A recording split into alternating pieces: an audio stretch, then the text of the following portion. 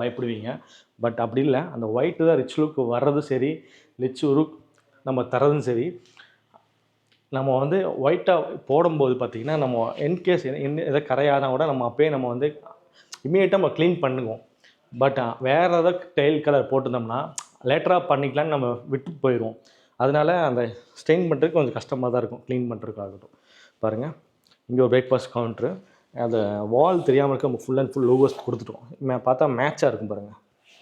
இந்த டைலுக்கும், கிரானைட்டுக்கும், கீழ உள்ள கிரானைட்டுக்கும் இந்த கலர்ஸ் கரெக்ட்டா மேட்ச் பண்ணி பண்ணியிருக்கோம். இங்க சென்டர்ல ஒரு பீம் போகுது.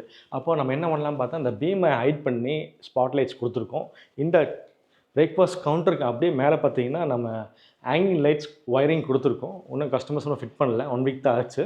வந்ததுக்கப்புறம் ஹேங்கிங் லைட்ஸ் நம்ம வரும்போது இன்னும் சூப்பரா இருக்கும் பாருங்க. ஏன்னா கிச்சனுக்குள்ள என்டர் ஆகும்போது ஒரு வுட்டன் கலரும், மேலே ஒரு பீமை ஹைட் பண்ணி அங்கே ஒரு வுட்டன் கலரு, உள்ளுக்குள்ள பார்த்தீங்கன்னா ஒரு ஒயிட் வித் கிரே கலரில் பண்ணியிருக்கோம் பாருங்க. இங்கே பார்த்தீங்கன்னா பாட்டம் ஃபுல்லாகவே grey with black colour profile handle. Box பார்த்தீங்கன்னா வால் பாட்ஸ் எல்லாமே ஒரு ஒயிட் வித் பிளாக் கலரில் பண்ணியிருக்கோம் பாருங்க.